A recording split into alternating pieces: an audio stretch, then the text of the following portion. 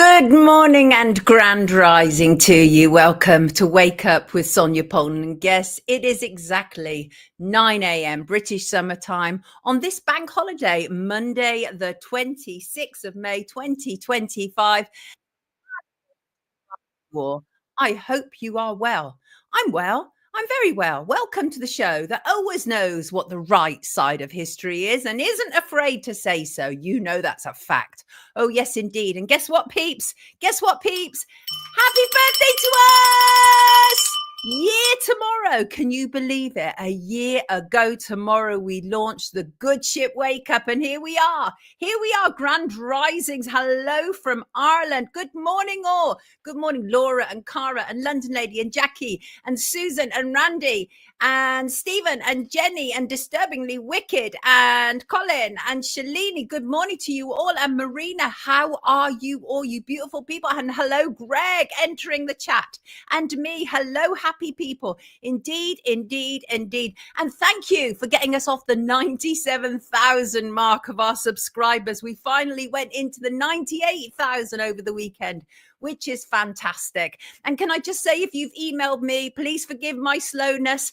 I used to get approximately 100 requests a week to cover various stories. And now I'm getting up to 50 emails a day, many of them asking me to cover stories. And it's difficult to keep up, but I'm doing my very best. Happy birthday! Happy birthday, kids! Whoop, whoop! Yep, yep, yep, yep, yep, yep, yep, yep. So what is on Wake Up today? We're going to be joined by new mother Rachel Bradford. She was taken ill during pregnancy. She's crying out for help, and she'll be joining us to explain what on earth has happened. We'll also be joined by Dr. William Mallinson, former HM diplomat. He's going to be talking to us about his life and work in Whitehall. Very much looking forward to that. And Harry Miller from We Are Fair Cop on why they are heading back to the High Court. Very much looking forward to that. We've also got a Beth Martin update. We'll be talking about Israel, Bono, Assange, Lamy, and more. Starmergate. It was the Russians what did it, apparently. You knew this was going to come. You knew it. The moment that we heard that it was a Ukraine, but now a Russian national, you knew it as well as I did. And White House and Lucy Connolly, what the heck is going on there? And predictions. Godfather of AI has some very troubling predictions, although not for me, as you'll discover. And Wake Up Viewer Saved. Lovely, lovely story for the end of our show today. Plus all the usual good stuff, viewer emails, live chat. We do news different around here. And you know why. That's right, because someone had to. Happy Grand Rising. How are you all, you beautiful, beautiful people? Thank you. Thank you, Icy Star. Thank you. Icy Stars, actually. Emma says, false flags everywhere. I get you. I get you, kids. And Ray J, number one again. You're getting lazy, Shug. And Shin said, oh, really? Fourth? Ray J, Sonia, is this inside trading? Love our Shin. And what have we got to say about today?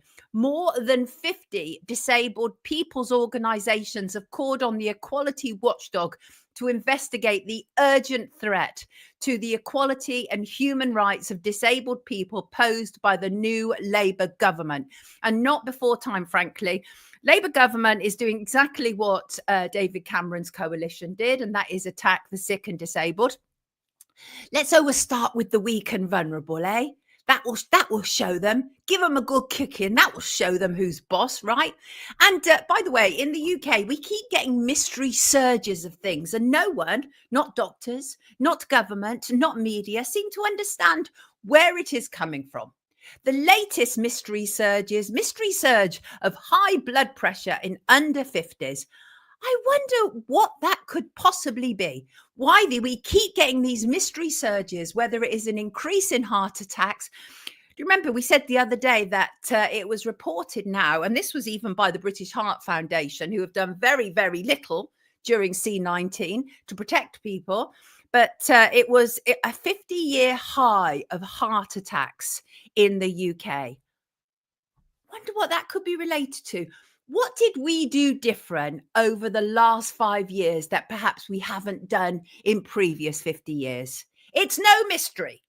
says Teresa. No, indeed, it isn't. And top of the morning to you too, Stella. Top of the morning to you too. And exciting news, Wednesday's show, I'm going to be live from here. You might not be able to see what that is, but it's Bob Moran's new exhibition in London. And I'll be talking to the man himself, getting a tour of the gallery, talking to anyone else who fancies it. And I'm very much looking forward to it. I love getting out and about, and I think that will be quite exciting to get out and do our Wednesday show on the hoof, as it was. Hello, JJ. Hello to you, indeed. And what's that? It's a mystery, said Toya. Indeed it is. Indeed. The big mystery is how they think they'll get away with it. I hear you, Ray. I hear you loud and clear.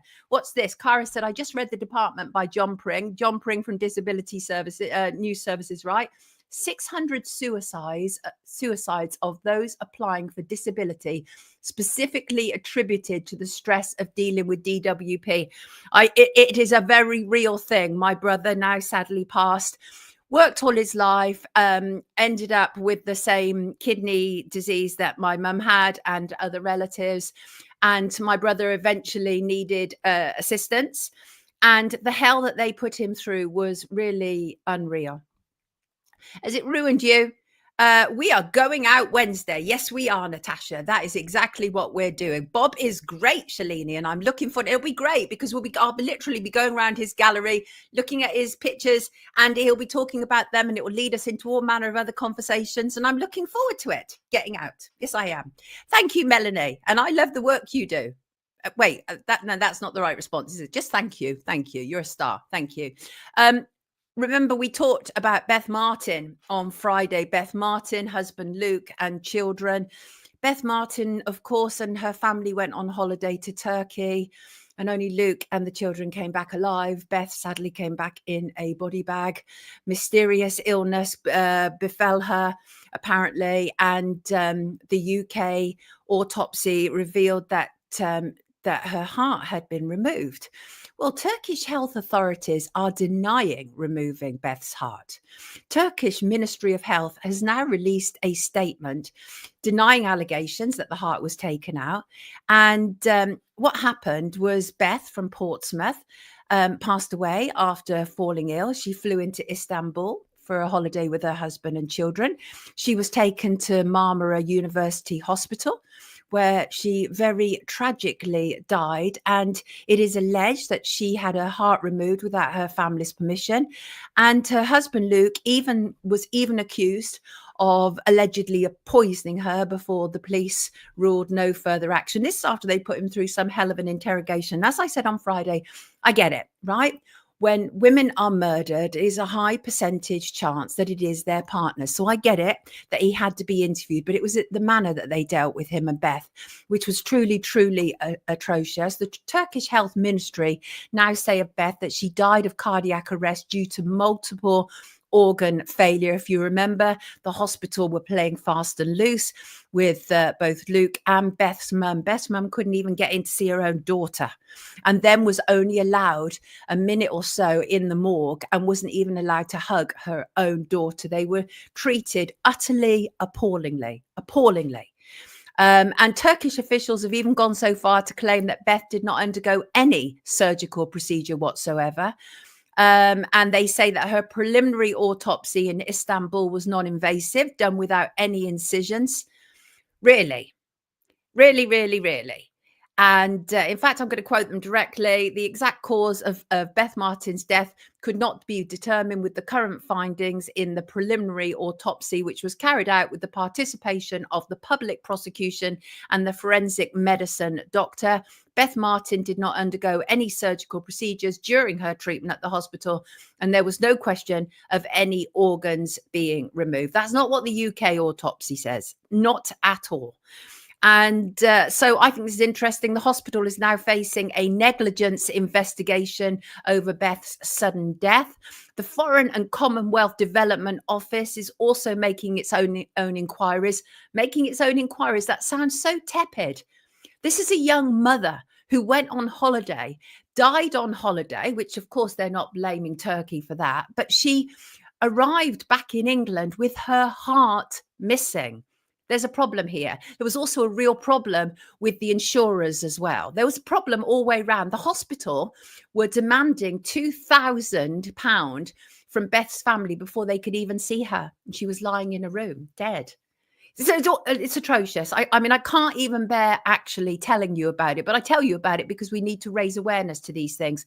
Talking of which, my first guest probably can relate to rather a lot of what I'm saying in terms of negligence and hospitals being dismissive, almost regardless of which country you're in. So I want to welcome her. Let me just find her right now. Here she is. There she is. Hello, Rachel. Rachel Bradford. How are you, Rachel? Hello, I'm okay, thank you. How are you?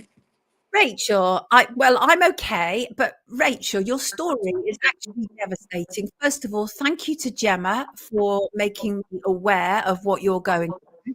I've obviously watched your TikTok, absolutely devastating stuff. You fell ill during pregnancy. Pregnancy is a hard time as it is without what you had to endure. I'm going to give you a trigger warning, people, because I feel forced at some stage during this conversation to show you the actual pictures of what Rachel is going through. We need to ram this point home, don't we, Rachel? Tell us Yes, what happened to you. Was it you were, I think, 24 weeks pregnant? Is that correct? yes. You were diagnosed then. Yeah. What happened? So I was 24 weeks pregnant, and I started getting a really bad rash all over my arms and my legs. And it was just incredibly unbearably itchy. I would sleep with my hands like digging into my shoulders. I'd make myself bleed because it was so itchy. I kept going to the doctors and they kept saying like it will go away, it's nothing, it's just part of pregnancy. But it just kept getting worse and worse. I kept going back and they were like, there's nothing wrong with you, just have a bath, that'll relax you, it's fine. So I went home, I had a bath, which made it so much worse, called 111, got sent to hospital. And then I saw the doctor that actually told me that there was nothing wrong with me in the hospital. And she wasn't really sure why I was there. And then basically, she still thought there was nothing wrong with me, told me to go home and just put E45 on my skin. The rash then turned into my skin turning blue, black, red. I feel like I'm burning alive all day, every day. My skin would get so hot that it would blister and become infected. um, I would be told to go to A&E and that they know why I'll be there. And I said, well, I struggle going into hot environments. And they'll be like, oh, it's fine, you'll be priority. I'll go to A&E and I'll be waiting there for 10 hours to just be told, oh, I don't know why you're here, go home. I want to introduce a picture at this moment in time because I think it's really important to ram this home. And it is absolutely evident to me, I'm not a doctor, but if I saw these legs, I would be absolutely horrified and would be very clear that there is something very, very wrong. This is just one example of the imagery that I've picked up regarding what you've been going through. I cannot imagine the pain. What was the physical feeling of this? So it literally feels like, imagine if you're on top of a gas cooker and all of the hobs are turned up as high as they could possibly be, and you're being physically pushed down and you can't get up and you can't move and you have no control. You feel like you're burning alive all day, every day, and there's nothing you can do about it. Nothing. The comments are coming in thick and fast. People are actually in quite shock, and because it is actually, I'm not even going to show what happened to your toenails because it's too grotesque. I mean, I mean that in no bad way. I'm sure you No, I'm understand, but this is vivid enough, and you've really struggled, and especially being pregnant. And they passed you, didn't they? Backwards and forwards. They kept dismissing you. It was like, she's just pregnant. You went multiple times. You were told to go home, have a bath. You were in agony in the bath, as you say. It was getting worse. You rang 999. It was like, have a bath, have a bath. And also, what was interesting was at one stage when you went back to the hospital, you met the doctor who had previously dismissed you, didn't you? What are they actually saying? So what is this that you have? Well, they believe it's chronic erythromelalgia, but they can't be 100% sure because they say it's the worst case they've seen in the UK. So they keep passing me back to different departments, and no department knows basically. and they keep saying I'm on the urgent list, and I've been waiting nearly a year being on the urgent list for pain management. And when I do speak to anyone, they just say, like, take some paracetamol, as if paracetamol is going to help a case like this. I've told them that I'm having suicidal thoughts because the pain is just far too much, and I'm really struggling with a newborn as well. And then their response is, well, Bless there's your nothing more we heart. can do. That they're just not helping me whatsoever. If it wasn't for me and my husband researching it ourselves and trying to get some form of help, or what sort of fans would help cool me down, that's all we can do at the moment, because the medical side of it is just rubbish. Was this, by any chance, they're asking in the comments, was this a consequence of any kind of medical intervention, any vaccinations, anything like that? Do you know? No, no. They believe that I had a virus while I was pregnant, and then it's turned into potentially erythromelalgia, or CRPS, which is chronic regional pain syndrome.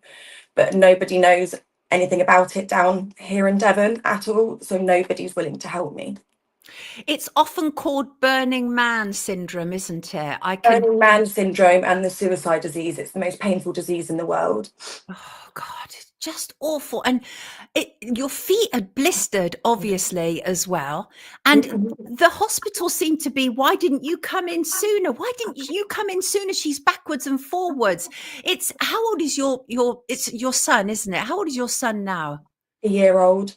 A year old, and for the first year of his life, you've had to endure all of this. It's hard enough being a new mum without having to endure all this. So you're in Devon. So Yeah. this is a Devon NHS trust that we're dealing with here, right? And so, I mean, the thing is that I cannot believe you've waited a year for pain management. What the hell is your own GP doing, Rachel? Still going. They don't know what to do. They just say they've never seen anything like it. It's out of their realm to help. They just don't help. They can't help. They won't help.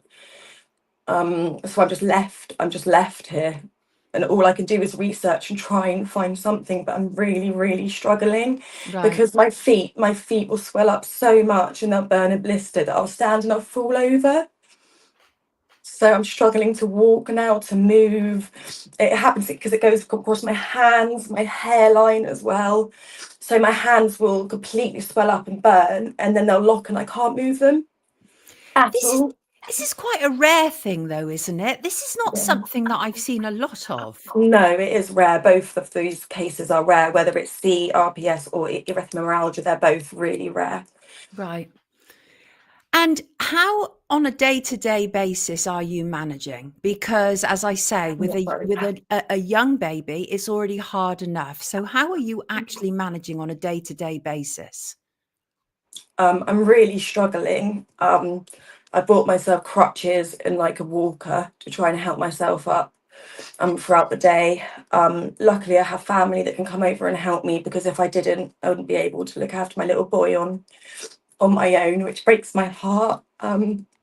It's just a real struggle. It's because pain 24/7. I don't remember what it feels like not to be in pain, like severe pain. It's horrible. It's hard to even describe the level of pain that I'm in every day. And no one listening to you. So you're in pain and you're being dismissed as well. So your pain is being compounded.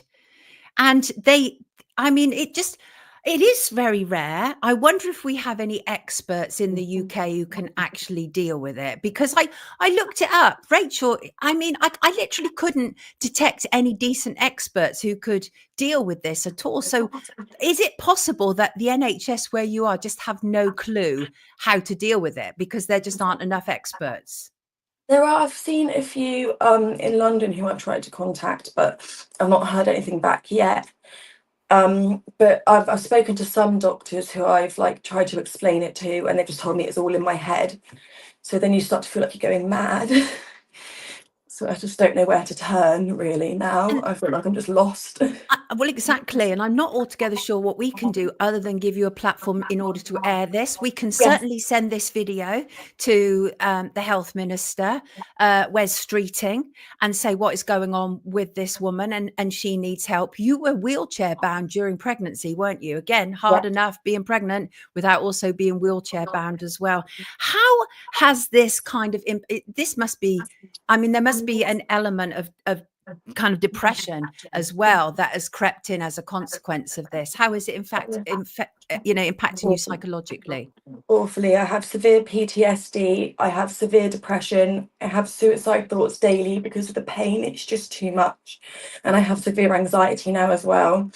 I've completely lost myself. I used to be the happiest, most bubbliest person, and now I just struggle every day just to smile. Poor you. But the fact that you have PTSD, I cannot believe that your doctor isn't doing more. I mean, privately, I mean, they won't allow me any data because of GDPR and various other things. But privately, I'm quite happy to take the information from you and still approach the doctor and say, I've talked to Rachel. This is really troubling. What is going on? I know there are problems within the NHS, but this woman needs help. Because it's not just about you either. It is about your young son as well, who has been denied you being fully present for the first year. And this is where I think it's really upsetting, is because this has created immense guilt for you, hasn't it? Yeah, massively. Yeah. I feel like his whole first year has been taken away from me, and my whole pregnancy, really. It was just the most awful experience. I mean, it's meant to be the most magical experience, isn't it? When it's just the complete opposite. Doing the very best you can. Please try not to beat yourself up. Your body is already beating you up. So you have to try not to attack yourself like that. You know, speaking as a mother, right? Things are never actually straightforward, to be honest with you, right? The first year of my daughter's life, I was all over the place. I was an absolute mess. I had lots of kind of like psychological concerns and everything. So please don't beat yourself up. Things can rectify. My daughter is perfectly fine and healthy now as an adult, right? So it is amazing. Children are incredibly resilient. And you also have a husband, don't you? You have a partner there who's able to assist you as well, and a family, presumably, because Gemma is related to you.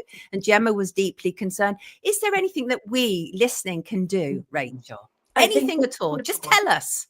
I think it's more like raising awareness and just like, it is real. It's a real disease and it's painful. And you should just listen to people when they tell you how they're feeling.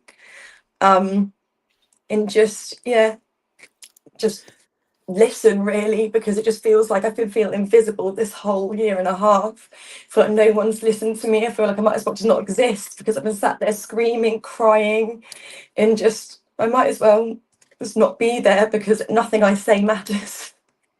Everything you say matters, and you will find in the fullness of time that all of this in its own weird way will make some sense.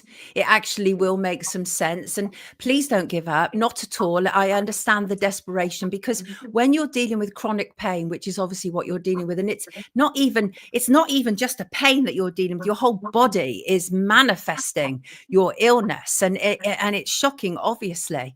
But you will get through this. Right? Believe it or not, you will get through this, and we will do anything we can to help you. All you have to do is ask. If there's anything after this conversation, you go away and you think, well, Sonia could help me with that. All you have to do is ask, okay? And I will step up to the plate and be there, because I cannot imagine what you are enduring. Not at all. How are you feeling today? I'm feeling grateful that you've listened to me, and I'm so, so grateful for that. So thank you so much for giving me the opportunity to raise awareness for this. So that's how I'm feeling today. I'm feeling better and grateful today. Well, that's good to hear. Absolutely good to hear. Is there anything else you feel that you would like people to hear before you leave us this morning? Just thank you for listening to my story. Pleasure. And just thank you very much, really. I mean, obviously, when I say pleasure, I get no joy out of it. What I mean is you're absolutely welcome. And if we can do more, we will. Everybody, this is Rachel, and she is struggling, as you can clearly hear, but she's a trooper. And I have great faith in Rachel. And Rachel, do take good care of yourself. I'm going to put a link to your TikTok in the description if I haven't already, because people need to see it. It's very graphic, but people need to see it. You take good care of yourself, everybody. This is Rachel Bradford. Let's pray for her. Take care, sweetheart. Lots of love to you. Hi, Rachel. Oh, bless her. Absolutely bless her. Right. I want to take issue with some silliness going on in that comment. I saw it. Listen, first of all, I cannot talk about the mRNA jab. We're on a YouTube live stream. We're 1 year old tomorrow. And Plain Station, you are an eternal problem in this direction, right? Please grow up. Please realize the limitations that we deal with on YouTube, okay? Or do you actually want this channel to get a strike and taken down? Is that your aim, right? Yes, I am worried about getting cancelled. You're silly. You're absolutely silly. It is absolutely vital that I keep this platform, not so some unknown in the comments think that they can blab away. And that woman, Rachel, actually needs empathy and she needs compassion. Not has she taken this? Has she done that? Step back from yourself a little bit, mate. Step back from yourself a little bit. And I did ask about the jabs. Yes, I did.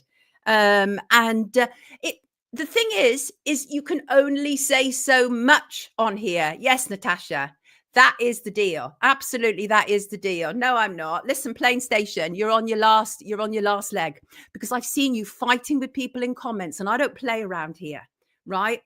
We stopped using moderators so that we could have free speech, but I'm not going to have you come in and behave in a troll-like manner in our comments. You literally do it every show. And today I'm on my last point with you. Literally, I am.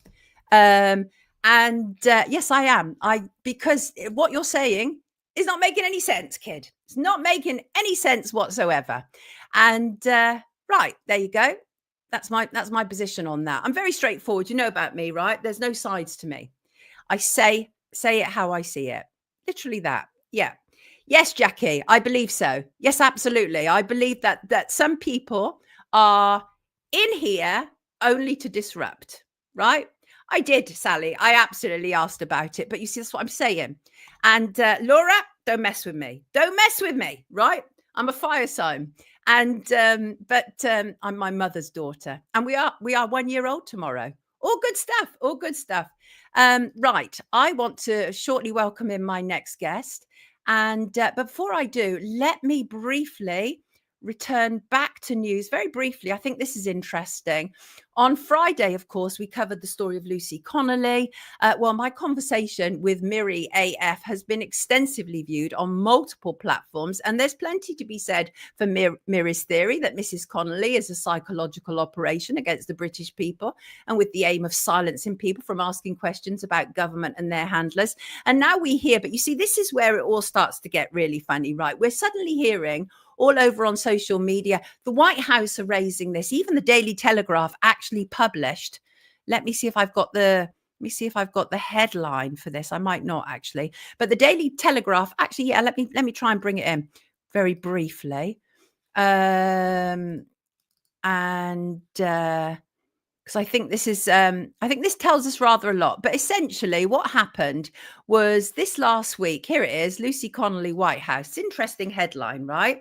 And Lucy Connolly case raised with White House. It sounds so like it's gone straight to the top, right, to Donald Trump. Well, I don't believe it has yet, actually. What happened was US conservative commentator Charlie Kirk was in the UK last week, speak at Cambridge Union, and he ended up on GB News, and they were talking about the case of Lucy Connolly, the mother who was in prison for 31 months for a tweet. And he said that he was going to send a message, presumably to his mate, US Secretary of State Marco Rubio. And he said that he was going to text him, I'm going to send him a text. That isn't actually Lucy Connolly case raised with White House, not as such, right? That is a commentator sending a text to a mate of his who happens to be Secretary of State. Yes, admittedly, but I don't think that's actually raising it with the White House as such. And then all over social media, it was Trump is sending a team over to the UK to intervene. First of all, I would suggest that they take care of their own business, their own free speech business. They are literally kidnapping people off the street and deporting them, right? We definitely don't need Trump and his kind coming over and interfering. We seriously have a problem with issues of free speech in the UK. Of that, I'm in no doubt whatsoever. There is a chilling effect taking place. People are being warned about posting on social media. We have the most senior cop in England and Wales telling us that even to make comments like two-tier society could be criminal. So obviously, clearly, we do have a problem with free speech in the UK, but whether or not there's going to be some sort of intervention from the White House, I don't think so. But bring it on. Let's see it. Let us see it. And obviously, great response, I have to say. My mind is open. I do believe that she is a psychological operation in terms of the fact that she's been weaponized, right? She's been weaponized. I mean, if you actually look at what she did, it was actually a criminal offense. I know this is very hard for people to believe, but what she actually did was a criminal offense. She broke the law. But I believe she was targeted, and I believe that she has been weaponized against us with the sole purpose of creating this chilling effect so that we're perhaps not so critical of the government. And don't forget, we have the most punishing of prime ministers, a former DPP, who seems to see everything through some sort of prism of how can we punish people. So all of that is all taking place. But whether or not there's going to be some sort of intervention from the White House, I highly doubt it. Who knows? And Christine said, there are many cases like this that raise my suspicion. I'm often right too. I bet you are, Chris. I bet you are. Right. I want to bring in my next guest. Interesting history. He might even be able to tell me about the workings of government, which is always an insight that we should be looking for. Right, kids? Always. Let's bring him in. Dr. William Mallinson. How are you, Bill? How do you do? How do Welcome you from do? Athens. I'm in Athens and you're over there, but we seem to be together. I like that. Well, that's the great thing about the internet, isn't it? No wonder the powers that be want to restrict our use of it, where you can bring together people like us on the same screen at the same time. You are, of course, a former diplomat. You are a prolific author. You're a commentator. You're a professor. You are many things. I wasn't familiar with you, but a viewer had sent me you in interview with Russia Today talking about the Romanian elections, and I thought, this is a sparky individual. So before we go into any of that, I want to find out a little bit about you, where you're coming from, a bit about your history. Of course, you were a civil servant. You worked for Her Majesty's Diplomatic Service. What period was this, Bill? This was yonks ago, but it was the best time to be in the service, and it was actually between 1975 and 1981, at home and abroad. Amazing. Well, tell us about your experience. Who was in charge at that moment in time? Who was at number 10? Oh my goodness gracious me, 1975. Edward Heath had just gone, so it was Callaghan, James Callaghan. Wow. Yeah, he was the man. And then we have the youngest ever Foreign Secretary, Lord David Owen, with whom I still keep in touch, oddly enough. I can talk about that later in connection with one of my books. But I mean, it was very basic. I went in, my first department after some training what was then called Marine Transport and Aviation Department. I was dealing with the Icelandic Cod War, if you remember that. And then I moved to United Nations Department, dealing with environment, which took me off down to Nairobi for a conference, etc. Then I got my first main posting as Third Secretary Political. Not a spy, political, but I knew all about the spies, but I was doing political reporting from The Hague. Then back to London, and then a few months in London. And for many reasons, which if you ask, I can explain to you, I decided to resign of my own volition, not with any bad feelings, because I'd had a very good training, taught me how to read and write.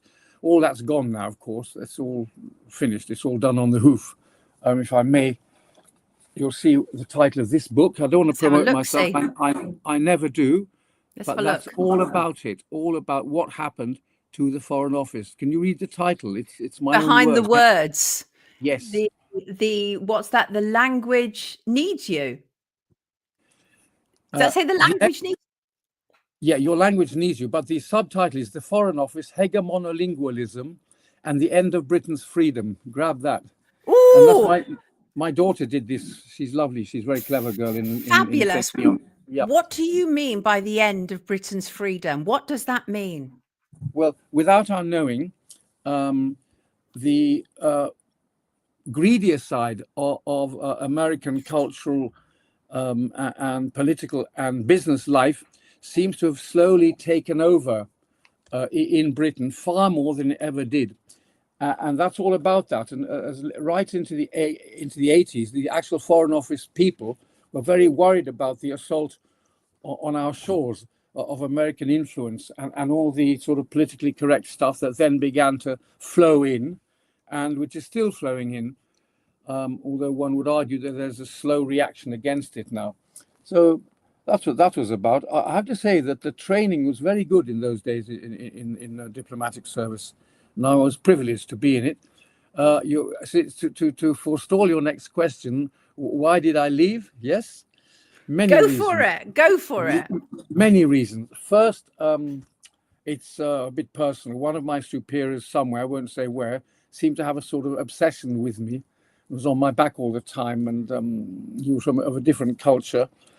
And that left a slightly sour taste in the mouth. But the real reason was that I had a scholarship, the London School of Economics, and I went off to the head of personnel, and I said, look, can I have a year off, a sabbatical, which they gave to me. He said, no, you've got to do another 4 years. And I said, okay, can I have special unpaid leave? And he said, no. So then I said, look, I've got this job offer. And he looked at it and said, oh, that's a better salary. Oh, why don't you take it?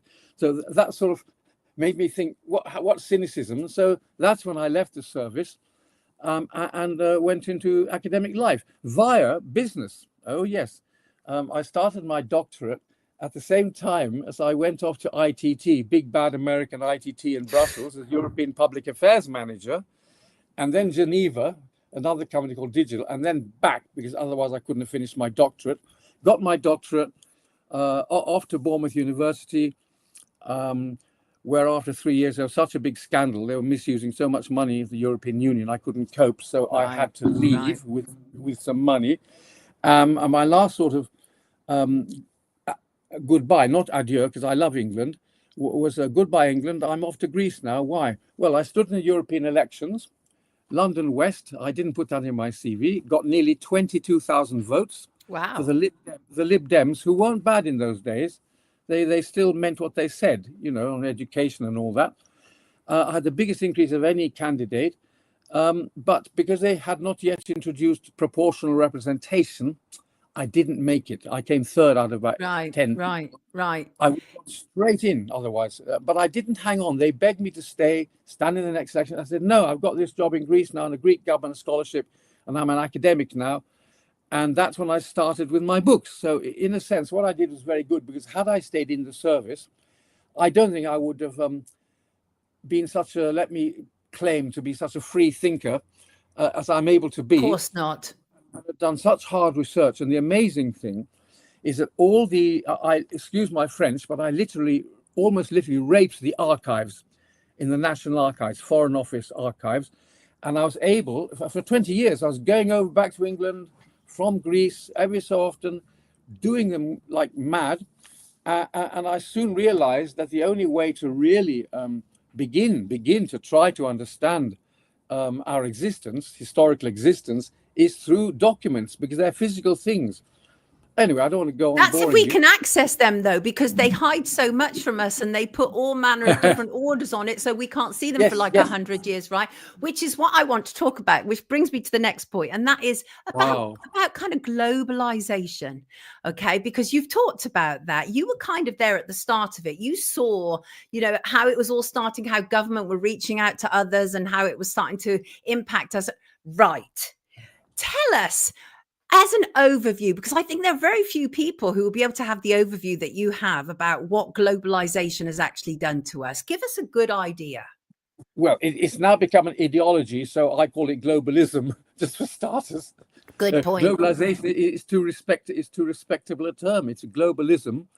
And what's happened is that in the name of economic liberalism, this liberalism eventually becomes a form of fascism, and it's imposed on people, And what's behind it, I have to say, is, and I'm not left-wing or right-wing, by the way. I'm not an ideologue at all, because ideologies trap you and you can't think anymore.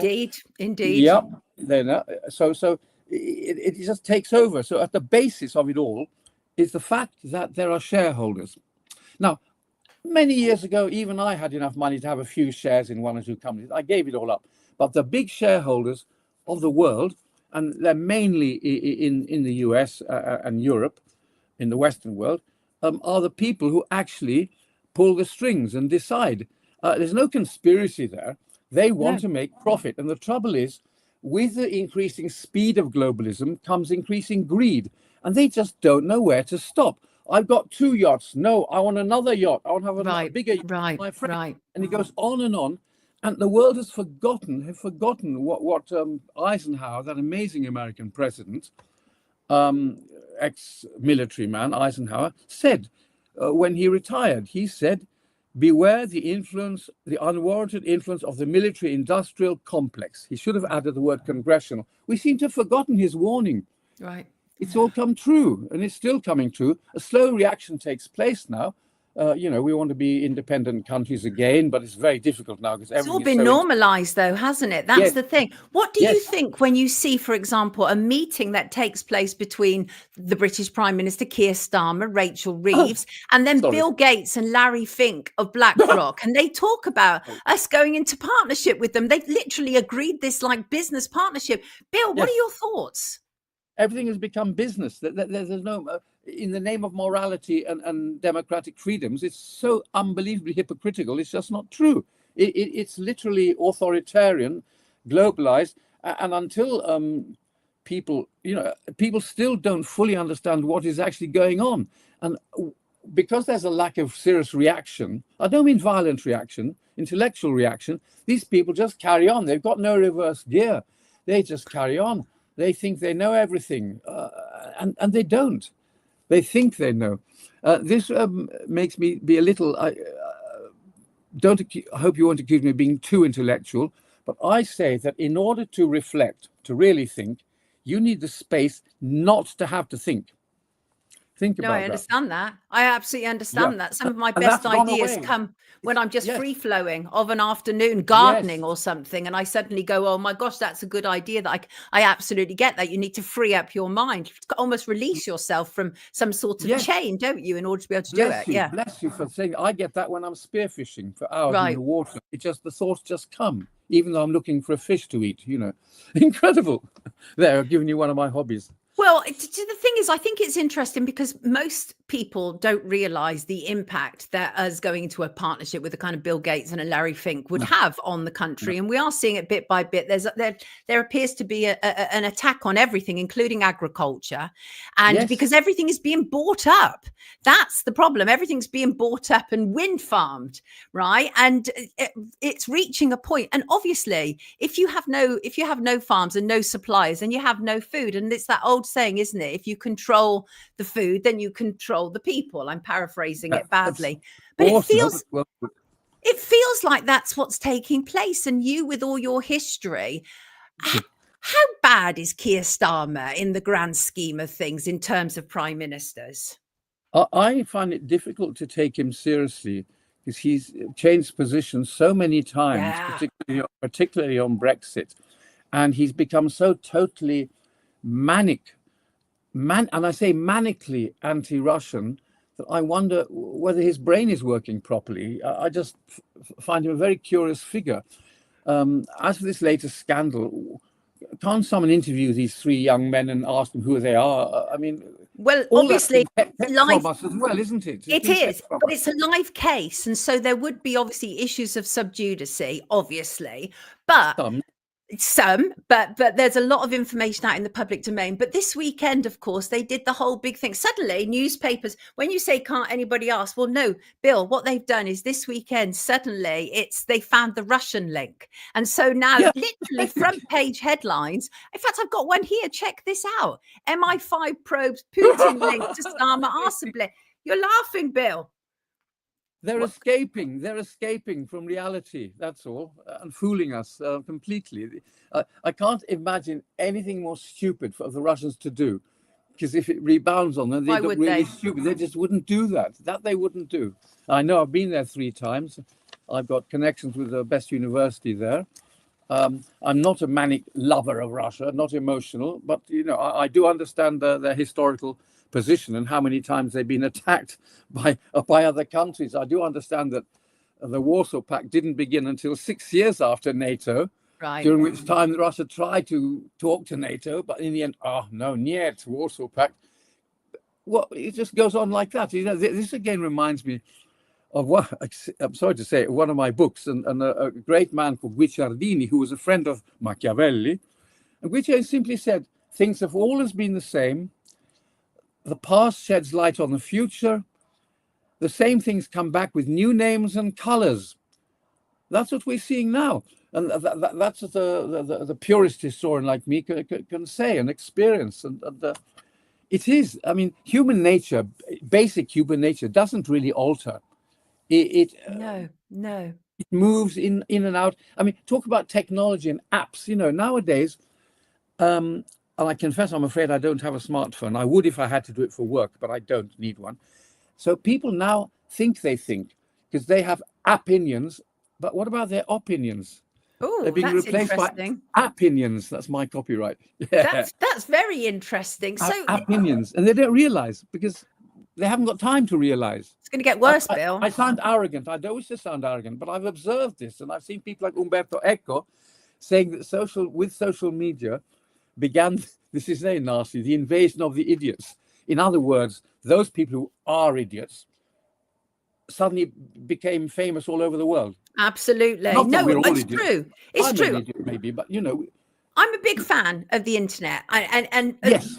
This Well used. moment is an exact reason why, right? You and Yes, I, obviously we come from an era where Yes. we were lucky if we'd have been able to have a good phone line between London and Exactly. Athens, right? Now we can yeah. broadcast to the whole world. That's fabulous. I love that. But you're absolutely right, obviously, Yes. because all manner of people come forward, and obviously it is fertile for disinformation. We see that Yes. a lot as well, and it's used for that purposes.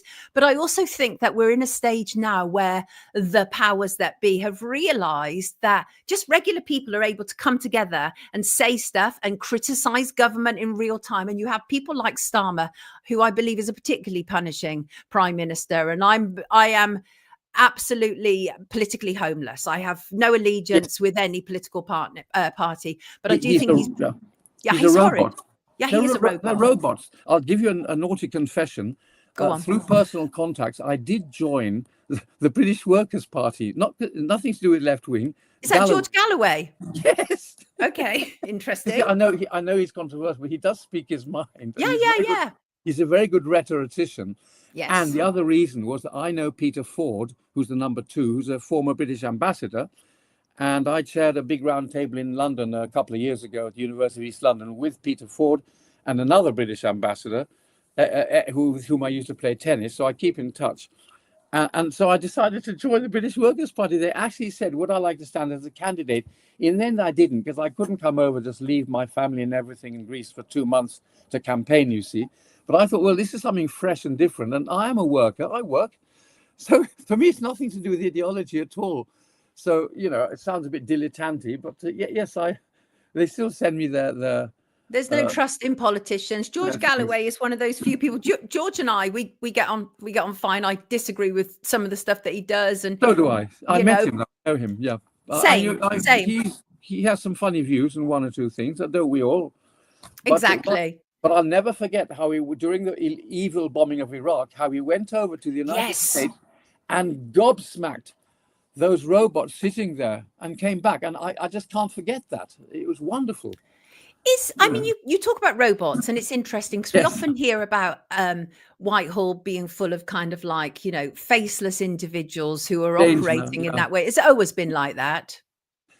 Not as bad. What happened with Whitehall is that there's because of globalism, there's been an enormous interchange between business, the business world, and the world of the civil servant. Now, an ideal civil servant, as I'd like to say, has to be detached and unemotional and serve the public. So therefore, actually shouldn't be faceless. But now they're actually becoming increasingly faceless. You try and I mean, I tried to ring the embassy here in Athens, right? You know, the trouble I have actually getting through to someone, it's hardly worth it anymore. Right. Once upon a time, you could pick up the phone and dial someone you knew. No, they're all keeping away. For another show, I can tell you a little bit about the modern diplomats here. I would change the system. About this book. That's another How story. many books have you written, Bill? I think about 16 or so. Wow. And one's in Italian, Greek, and English, and 3 or 4 are in Greek as well. My latest one, which I've got a minor obsession about it, is called The Real Story of the Relationship Between Britain and Greece. What is the real story? Well, the good, the bad, and the ugly. And my book says everything, okay? Everything. How the Victorians were fascinated by Greece, etc. You know, the empire was built on the playing fields of Eton, blah, blah, blah. The romantic poets, Greece, Greece, Greece, the ideal view. And then how Greece became independent.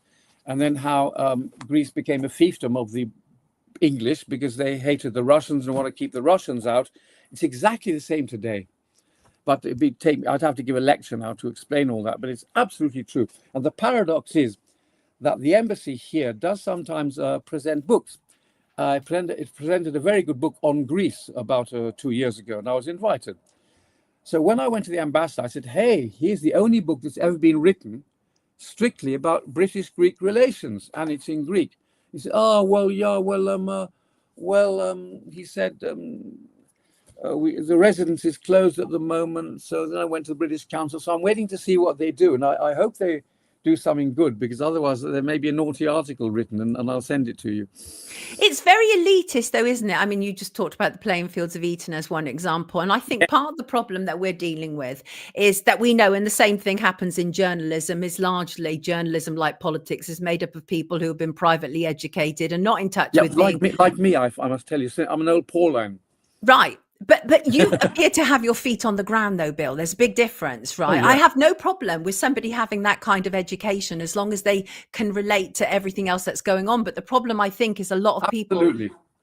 Absolutely. My dad went to a very good grammar school in the north of England. So, you know, I mean, what matters is how the individual is educated. Doesn't matter. You know, that's what matters. Integrity. Parents, teachers, not the actual institution itself. Yes, exactly. But we just need more integrity. We need more integrity. People who are not prepared to sell themselves out so quickly just because the next billionaire comes along. Keir Starmer, he'll literally do anything, whichever way that the crowd applauds, whether it's taking the knee or, you know, grabbing a rainbow flag or whatever. That's Keir Starmer for you. Bendy man. He absolutely is. And he's the worst kind of politician in my. I couldn't agree more. Oddly enough, I have a certain respect, believe it or not, for you know, the one they got out of Jeremy Corbyn. Do you know why? Did you? Yes. Well, do you know why? Because he speaks in such a reasonable way. He doesn't scream. He doesn't shout, and he nearly won. And if he had, I think things would be better now. I really do. There's no way they were going to let him in. Absolutely no way. Did you see the full force that they came after him with? Right, the Zionist lobby as one example. Silly labels like anti-Semitic, which, by the way, is a silly label because the Semites, Jewish people, God bless them, are a minority. The most Semites are Arabs. Absolutely, they are. They I know. It's so, and we all swallow it up. You know, why? Well, because it's force-fed to us, Bill, on a constant basis. Like, you get this glut of legacy media day in, day out. It just tells you the same thing. They have this consensus amongst themselves. You see this, don't you? Where they're all in agreement. And that's what I particularly liked about you. I've got to ask you about Romania before you leave, because you were saying some extraordinary stuff. So obviously there was the elections. Are we talking about corruption here? What's going on?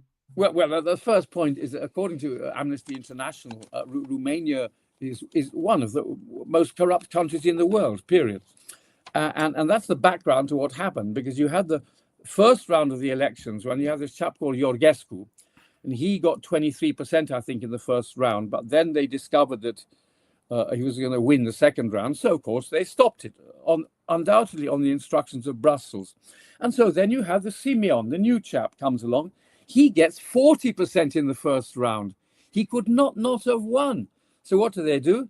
They chop it. And what happens they didn't chop it. What happens during the election, about 1 million new voters suddenly appear. Can you believe it? On the register. And then another 1.7 million dead voters. This is redolent of the Biden era, if you remember. So it became a farce. And then the story of this Russian billionaire, Durov, who actually said that the French tried to pressurizing him into cutting out all those who would vote for Simeon. And it became a complete farce. I'm sorry. And all connected to Moldova, which in a sense is hardly a solid traditional country. It was invented like so many of these countries fairly recently, which Romania wants to control. It's all connected. And all this after they did the same thing to Le Pen, whatever her political views, because all politicians are corrupt anyway, but they got her in particular because they saw that she was on a winning ticket. It's happening in Germany with Alternative für Deutschland, which may or may not be an extreme right-wing party. I've looked at its policies, and actually a lot of them actually aren't particularly extreme. And you can't trust what the media say. You simply can't trust what the media say. You can't. You can't. And as Goebbels said, if you repeat the message often enough, people will swallow it. And that's what's happening now. It's Goebbels-esque. In the name of liberalism, which is absolutely weird. Everything's gone upside down. Orwell was right. I must say, Orwell, what a genius that man was. Yeah, but he had insider knowledge, though, didn't he? Didn't he know what was coming on? He must have, but I just can't forget 1984. I just can't forget the things he wrote. What is it they say? It was supposed to be a book, not an instruction manual, right? That's what they say, isn't it, about 1984? Yes. Amazing. Lovely to have you with us. Absolute pleasure. And I do want you to come back. We're going to have to unpack more because I think it's so important to talk to people who really understand what's gone on. Like with your wealth of information, I think there's just so much there. And I truly appreciate you joining us today, Bill. Thank you so much. And I'll also send you a draft of the article I'm writing now. Yes. On is the West going west? Grab that. Oh, look forward to it. Just for you before it's published. And bless your heart. Have a lovely day today in Athens. Bless you. If you come to Athens, we have to meet. Oh, wonderful. Dr. William Mallinson, everybody, but you can call him Bill. Take good care of yourself, Bill. Lots of love. Bye. Love you. Take care. Oh, I just told a complete stranger, love you. Take care, Bill. Thanks for the company. Bye. Bye. Lovely to see him. Absolutely lovely to see him. How are you? Have you settled down there? John, enjoy your bank holiday too. Thanks, Bill. I'll go back and re-listen. Who's distracting? Who is distracting? I'm not going to have distractions, kids. Not going to have it. Tell me who it is and they're getting booted out. I'm running the show around here. I'm running the show. Tell me and they'll get booted out.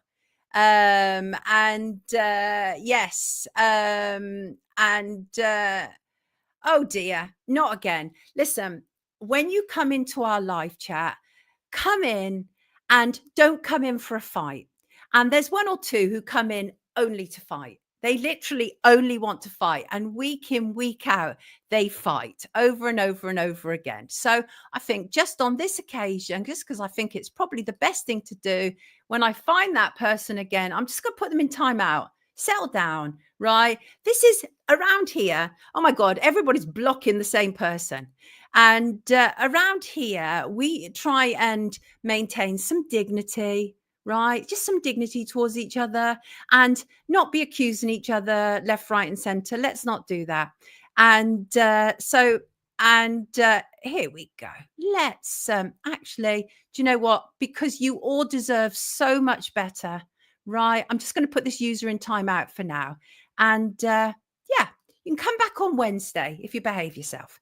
And there you go. Because I can do that. I can do that sort of thing. I'm not going to ban them. Not for now, but timeout for now. I don't consent for career politicians. I do not consent, says George. Right. And what else? Is there some action? Share the love. Always good and friendly here, usually. It is, Ian. It is usually good and friendly. But when I start seeing people scrapping, and the thing is, there is always one common denominator of the scraps that take place in the live stream. And as you know, I believe in free speech around here. I think it's really important and we need to cherish it. But when you've got somebody who's day in, like 3 shows a week, and the same person shows up and they create absolute chaos in the comments. And I don't actually believe they are legitimately a troll as such. I just believe that they're probably somebody who's a little bit problematic. Name of last speaker, Dr. William Mallinson. Yes, it is. Yes. Right. People, I want to welcome in somebody that I personally know. And I've seen this person. See, it's very easy, isn't it, to be on the internet and just type. I'm going to do this. I'm going to do that. I'm going to take this on. I'm going to take this person walks the talk. They've done it for years. And I've watched them in action, and they're about to walk the talk again into the High Court. And I want to welcome him in. Here he is, Harry Miller from We Are Fair Cop. You're a walker of talks, Harry. How do you feel about that? Well, yeah, I mean, talk's easy, isn't it? I mean, it's a lot of talk these days is illegal, but it's still relatively easy, I suppose. How do I feel about walking the walk? Well, I've been doing this now for what, 6 years? I'm into my 7th year. Sonia. It's and I'll be honest with you, it's quite tiring, and I keep looking forward and thinking, well, maybe this will be my last hurrah. Maybe this will be my last charge into battle, and then maybe the battle will be won, or I will just go, you know what, I'll leave it to somebody else and I'll walk away. But we'll just have to see, Sonia. But I've been looking for a fight with police involvement in Pride for quite a while now. I saw Pride as being incredibly problematic several years ago. And I see you've just put up the picture of the chief constable of Northumbria, Vanessa Jardine, marching in last year's Pride. And there's a strange looking person next to them which says no LGB without the T. And if you look, the G is artfully decorated with a set of hairy bollocks. Gosh. Why? Let me just give a little bit of background just for anybody who's not familiar. I saw a tweet of yours. You're ready to do another judicial review, and it's to do with this chief constable and Pride. And let us be clear here, both you and I are on the same page, and that is we know that Pride, and we're entering Pride Month, is political, and no cops should be involved in it. And we've seen so many images, haven't we, over the last few years where cops are so involved in Pride, including this one. So what are you doing with Lindsay Smith? What action are you taking? Okay, so one of the things that Lindsay Smith was investigated for was for saying that she was LGB, not LGBT. They said that this was a criminal offence to separate the LGB from the T. Well, of course, it isn't a criminal offence, and we're looking at getting restoration for Lindsay against Northumbria.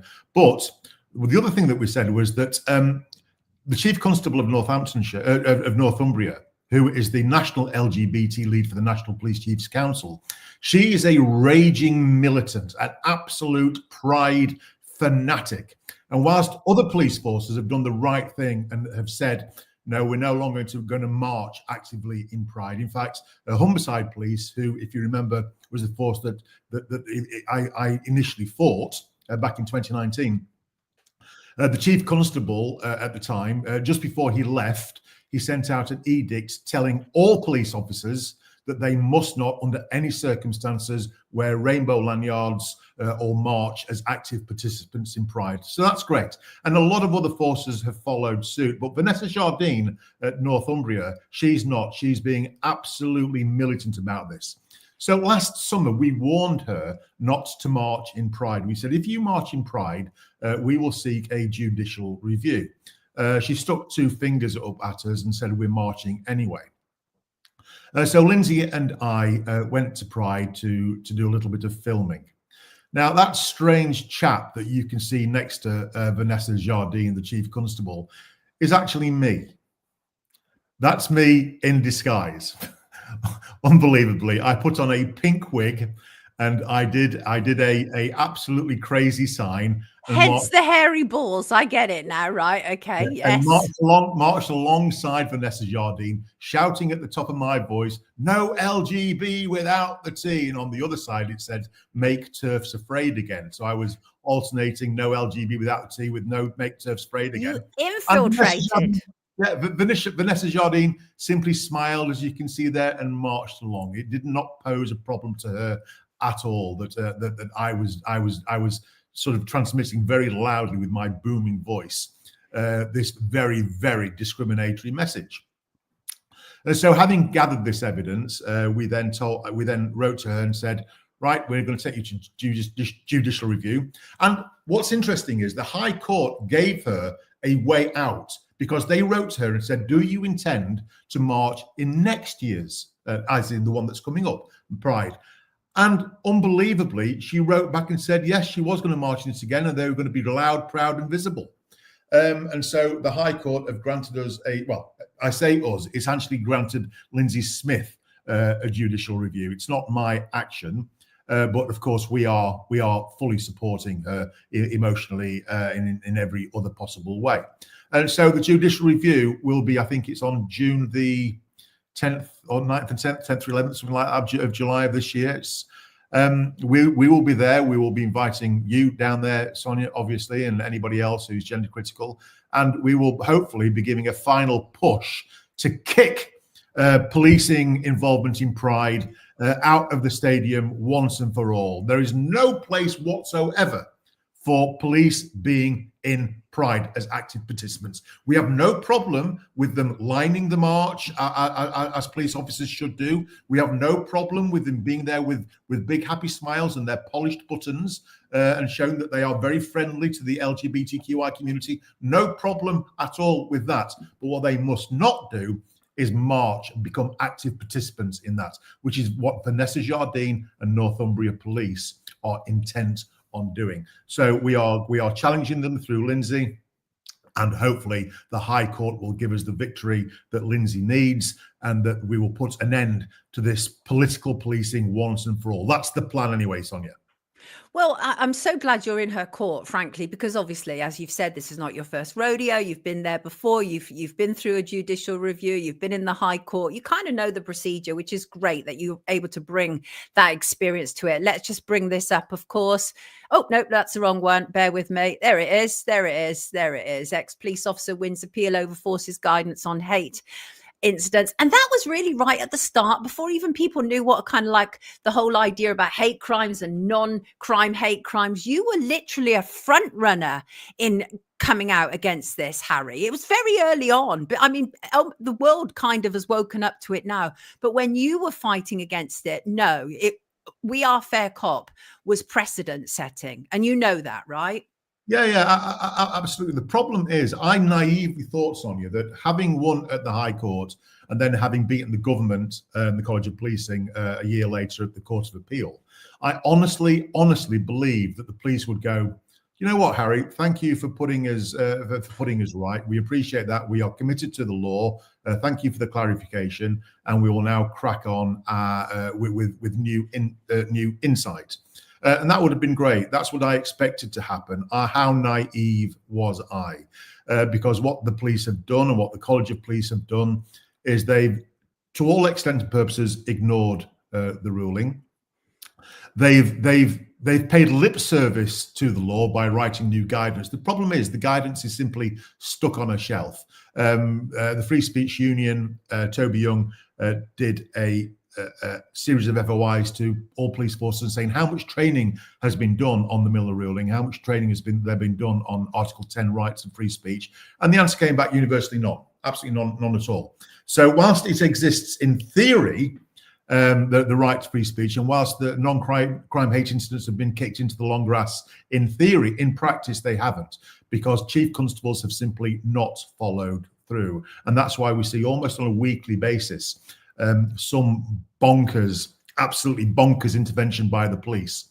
And of course, these interventions are wrong. They're unlawful but it doesn't stop the police intervening. It doesn't stop the police knocking on your door. Right, It right. doesn't That stop initial the police thing. scaring the life out of you, and it doesn't stop the proliferation of the chilling effects on free speech. Now, if you went to court, you would win. If you go to court, you would have the police have their hands slapped again, and you would be vindicated. But who wants to do that? Who's got the time to do that? Who can do any of that? So the police continue to get away with it, and whilst the police continue to get away with it, and they continue to ignore the High Court, the Court of Appeal, the rule of law, Suella Braverman's statutory guidance that's usually straight afterwards, whilst they continue to do that, unfortunately, I will have to keep standing up and fighting. It's not a battle I want to be involved with. I've got other things that I want to do. I've got a granddaughter. I've got my first grandchild being born in the next couple of weeks. Oh, how wonderful. Yeah, absolutely. My daughter's down in Australia. I don't want to be involved in this. I know, but this is also for your loved ones as well, even though you're helping us all at large, right? This is kind of like a legacy that you're able to leave to your grandchildren, because the reality is, as awful as it is, there have been changes, right? We definitely have seen changes. Like when I remember sitting, I think might have been even in like King's Cross or whatever, in some kind of coffee bar with you and your beautiful wife, and we were talking about the infiltration of Stonewall and how it captured the police and everything. And we are slowly seeing that being eroded. Stonewall doesn't have the same power anymore. People are literally leaving it, right? So that in itself is something really good. Pride is being busted left, right, and centre. It's notoriously sexual, inappropriate for children. Pride Surrey, obviously. Recently, the co-founder of Pride Surrey done for child molestation, waiting sentencing. We're seeing it more and more. So I find it extraordinary that the police, and particularly this cop, is so kind of like defiant. And it tells me that something else is taking place, Harry. It tells me so, because the unraveling has already started. Thanks to people like you, it's already started. People are already seeing what has happened. And yet people like her are rigid. Even the face of the High Court saying, we're giving you a chance. What are you going to do? I'm going to still march. That's troubling. Yeah, it is. Well, it's arrogant. And these people see themselves not as police officers primarily and upholders of the law, but as moral crusaders. And they are so convinced that they're on the right side of history. They don't really give a toss about whether they're on the wrong side of the law. Well, that's absolutely fine. But if you are that way inclined, there's nothing wrong with being like that. Don't be a police officer. It's simple. You cannot be a police officer and have such disrespect for the rule of law. You can't be a police officer and have such disrespect for a code of ethics which states that you mustn't even look, you mustn't even give the appearance of bias. That's what the code of ethics states. Now, this year's Northern Pride has recently published a letter saying that they are challenging, morally challenging, and demonstrably challenging the Supreme Court ruling recently, which clarified that sex is biological. And they've also said that anybody who's invited to this year's Northern Pride, providing they fully accept LGBTQI plus ideology and march in favour of that. And if you are not in favour of that, so that means people like you and I, GC women, people like Lindsay Smith, straight up lesbians, you are not welcome at this year's Northern Pride. You will be removed, it says. And Vanessa Jardine, the Chief Constable, is committed to marching in that, which is absolutely exclusionary. So let her do it. We really don't care. One of the great things is that these people are too stupid to realize when they're marching into an inevitable defeat. Their arrogance is such that they can't see it coming. So what we can do is sit back, take photographs and let it happen, because they will lose. There's no two ways about that. She's going to lose. You're an absolute star, Harry. Did you say it's the 11th of June? Is that when you're heading? Well, it's that week, and it is the. Let me have a look. I've got it in my diary here. I thought I got it in my diary. But don't worry. No, I can't remember. I can't. No, July. It's the 9th and 10th of July. 9th and 10th of July at the Royal Courts of Justice down in London. Come along with your banners. Let's kick policing out of Pride and out of politics entirely. It'd be lovely to see you. And so say all of us. I'll make sure to promote it before that as well. Let's get as many feet on the street as humanly possible and send a big message that Pride is too political and we don't want the police involved. We just want the police to police, Harry. It's really simple stuff. It's not hard, is it? You know, it's quite possible to go along to any march, whether that's an orange parade or a BLM parade or a climate parade, and be a police officer and simply be nice. You know, smile at people, be pleasant, but uphold the law. Don't give the impression that you are taking a side. Now, Her late Majesty, Queen Elizabeth II, was fantastic at this. She would shake hands and smile with absolutely everybody, and you never had a clue what her personal politics were. You never had a clue. She never once raised a rainbow flag above Buckingham Palace. She was lovely to everyone, but she was entirely inscrutable. And that's what we need from our police officers. From the lowliest police officer, the lowliest sort of special or PCSO or whatever, right the way up to the chief constable. We need to look into their eyes and go, well, you're very pleasant, but I ain't going to mess with you, and I have no idea what your politics are. What I know is that if I break the law, that you are going to cuff me. That's what we need. That's what we need to have from our police officers. Get rid of the virtue signaling. Get rid of this. Well, we just want to be on the right side of history. Simply get out there and obey the law and police without fear, without favor, and without giving any impression whatsoever that you have any active interest in a political debate. Isn't it insane that we're having to hold police accountable to their own office? Absolutely. The loads of great comments here. Let me see if I can find them. They're going so fast. Police need to protect and serve every member of the public against criminals as they used to. And that is the problem, isn't it, Harry? When we see people with their banners and their cars and all the rain, we immediately think that they're there for one part of society, but not everybody. And there's a bias introduced immediately, right? Yeah, absolutely. I mean, it wasn't just the whole GC trans women and women thing that compromised last year's Northumbria Pride. They were marching behind people chanting "From the river to the sea, Palestine will be free." Now, whatever your position is on that issue, you cannot be a police officer marching in the same march chanting that.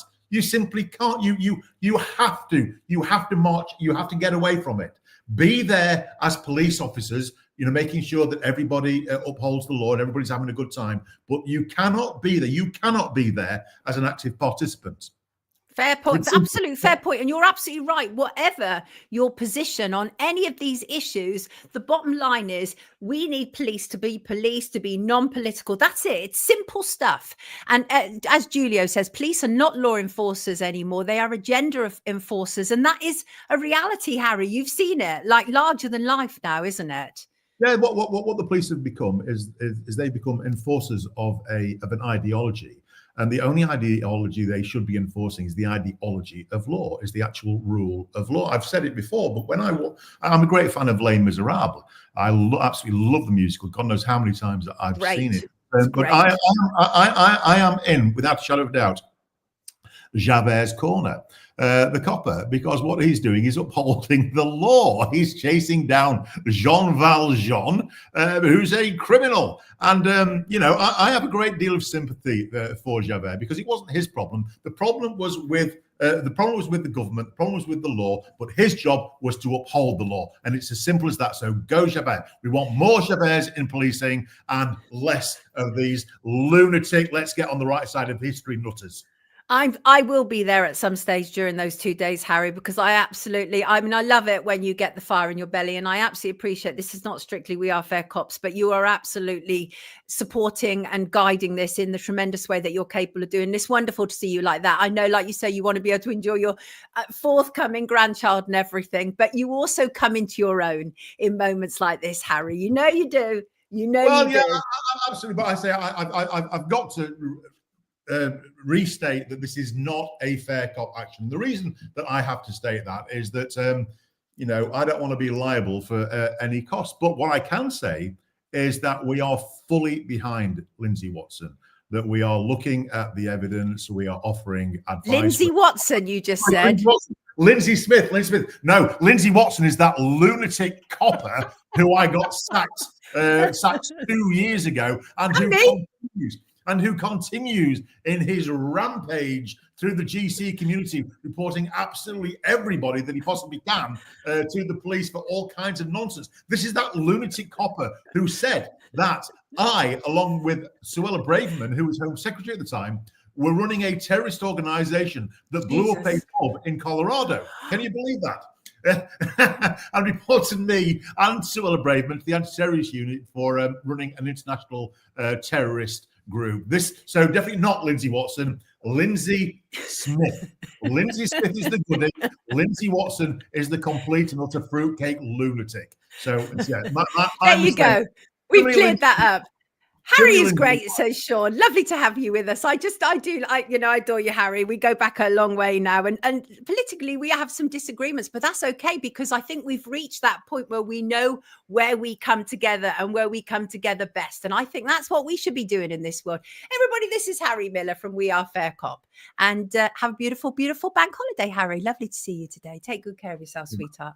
Wonderful, wonderful. I love, he's so passionate. He's so powerful in what he says and what he aims to achieve. And I completely support it. And talking about the things that we disagree on, it as one example would probably be Gaza. Absolutely would probably be Gaza. But the thing is, right, for me personally, and this is obviously nothing to do with Harry at all, moving on from that completely. And that is, I think we're getting to the stage now, quite seriously. I want to show you this image because I literally, oh no, that's Harry. Why does this do this? StreamYard. There it is. I think people need to see this. This is the same family. These are children from the same family, murdered over the weekend, murdered.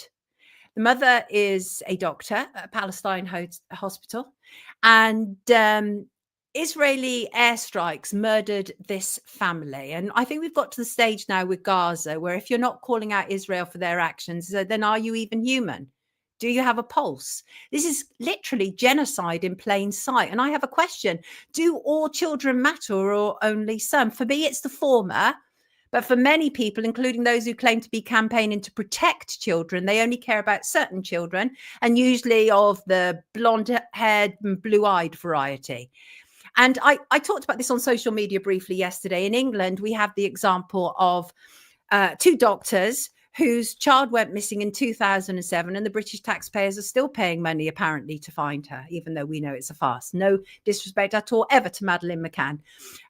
But in Gaza, literally, 9 children of a doctor is murdered. And where is the international condemnation? Where is it? We need it. We absolutely do. These poor little children, what did they ever do wrong? Burnt alive in their homes. And I find it extraordinary that it's taken this long for like Foreign Secretary David Lammy to finally speak out. It's only taken him, 9 months? Find a backbone. As one example, Saint Bono, right? Yes, he's finally said something as lukewarm as it is. And he was at the Ivor Awards, and he urged Israel to be freed from Benjamin Netanyahu and far-right extremists, and for Hamas to release the hostages. Then you have Starmer and Macron. Again, quite lukewarm stuff, because it is, I've listened to a number of doctors over the weekend, and one of the things they're absolutely right, and that is what do words actually do? What are words doing?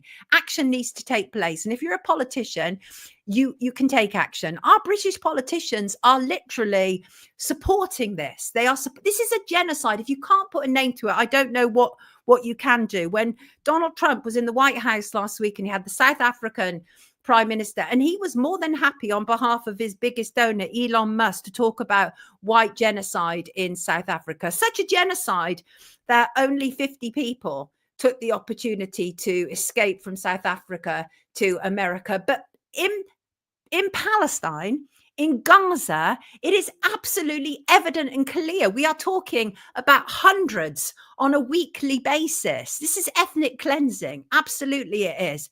And I'm not going to stop talking about it until something is done. And thank God we've now heard nearly 1,000 film actors have signed a petition condemning Israel's war on Gaza. Spain have officially banned the sale of weapons to Israel. So I do think that a tipping point is taking place. And then there are those journalists who know they need to say something, but they daren't even say Israel's name. There was a 1,500-word article in The Guardian this weekend, and it talked about Gaza's children are bombed and starved, and Israel wasn't mentioned. Who's doing it? Are these things just falling from the sky of their own volition? What's going on? And then there was Julian Assange. Let me see if I've got an image of him standing up to be counted at Cannes Film Festival last week. Hold on, let me see if I can find him. Where are you, Julian? I'm sure I had an image of you somewhere. Maybe I didn't. But I want to try and find that. I think it's a good image, but let me do the best I can while I'm talking to you. But so what he did was he was in Cannes, France last week for the premiere of a new documentary, The $6 Billion Man. And the idea is that it aims to correct the record about Julian Assange, who's kind of like, you know, methods, personality, or whatever made him a divisive figure. Many people believe that he's controlled opposition. I'm not one of them. I reported from outside the High Court, and I believe that what was going on was absolutely legit, and I believe he was targeted, just like anybody is who says too much or oversteps the mark. And he's still not talking to media. He's still not ready for it. And his wife Stella said he'll speak when he's ready. But he had a T-shirt on, and it's a pity I can't find it, but it had the names of all the children murdered in Gaza, although, of course, not the ones murdered this weekend. It has to stop. It has to stop. We are supporting it. We are funding it. We are supplying weapons. It's not okay. And of course, Benjamin Netanyahu is more isolated than ever, but it's still not enough. It's still not enough. And but as a former music journalist, right, I became really disenfranchised with musicians during the C19 period. Very few were prepared to speak out. And in fact, there were many, such as like Pink as one example, who were paid to promote the shot. And it's just absolutely disgusting, reprehensible stuff. And I came up through the era, I was a hip hop journalist. I came up through the era where there was a lot of social messaging in hip hop. And so, and I can't say this enough, but actually the Irish band Kneecap, they give me life. They literally, I feel so grateful that they are prepared to do what they are doing. And they were in front of 15,000 in North London on Friday. And literally after years of pathetic musicians being less radical than a ham and cheese sandwich, I am so grateful to them, right? They do give me hope. Despite being banned left, right and centre, a criminal charge placed on one of the band members, and politicians even using time in Parliament to try and get them cancelled from playing at Glastonbury, they are standing tall and defiant. And I absolutely sodding love it, because we need more of it. And have a listen to what they had to say on Friday night. Let me just bring this in, if I can. I'm having one of those moments. Let me see. Here we go. Have a listen to this. Actually, I think this is the first one that I want to play you, and then the second. We are being made an example of. The Israeli lobbyists are trying to prove to other artists that if you speak out, we're going to hit you where it hurts most. They're trying to cancel gigs. They're trying to cancel my freedom of travel. And I assume the majority of people agree, shows that we're on the right side of history. I am totally in support of them. Shalini, not being funny, but I remember you once making a comment in our comments where you didn't even care about Gaza children. So you're in no position to judge me for supporting Kneecap, love. Not happening. And not everything is a psy-op, Jan, right? Not everything is a psy-op, okay? And there, I absolutely agree with them. As I say, I'm totally in support of them. Absolutely. I think anybody who supports the murder of innocents in Gaza is actually soulless and have lost any form of empathy, and certainly get no respect from me. Absolutely not. And but they did. On Friday night, they headlined in North London. Thousands of fans showed up to support them, which was absolutely wonderful.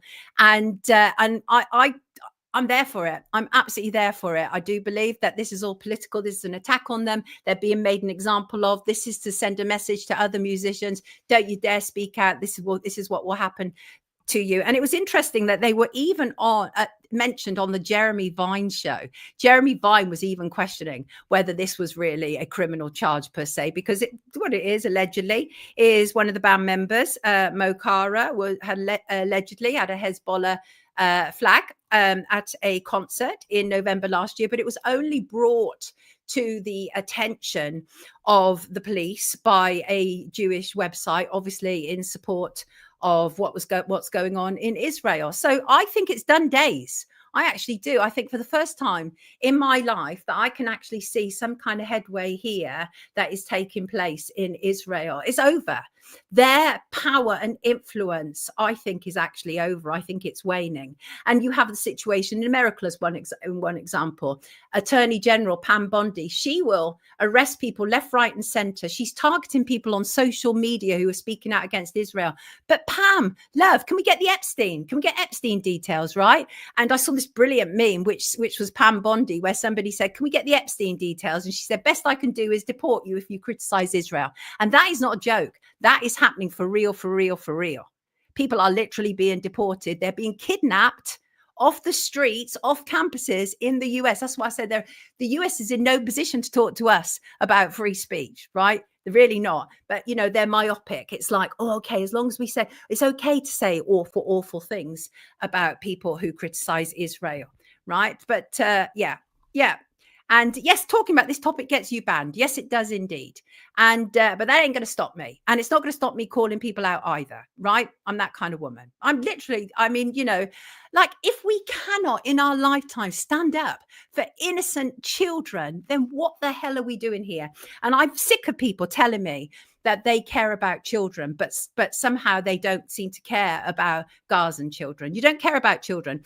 What I've discovered is gender criticals are one perfect example. There's a kind of like a little kind of conglomerate amongst the gender criticals who came out against the whole trans issue, and they are Zionists, and it's because they hate Muslims. It's nothing to do with you know, protecting Israel. They just hate Muslims, right? That's that little section. And so this is what happens, is that people claim to care about children, but they don't. They want to attack whatever that group is that is involved. All children matter. Yes, they do. Absolutely. And I won't stop saying it. And I don't care who you are. I don't care who you are. And did anybody notice that X is down so much these days? And I'm not convinced it's because Musk has fired most of his staff, by the way. I think they're doing something with the platform.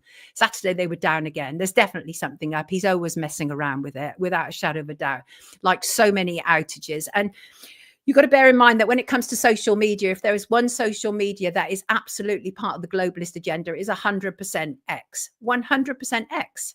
Yes, Markson, free speech means hearing things you don't like. Absolutely. And there's stuff that I hear in these comments, and I think they're abhorrent, but they're still allowed to run, right? They're still allowed to run. And exactly that. In fact, free speech has absolutely no relevance unless it's about things you don't like. We must be allowed to offend. Yeah, we even things that, you know, and free speech is also being able to say, I don't like that. That's okay. All that stuff's okay. Yeah, it is. Right. Where are we on to?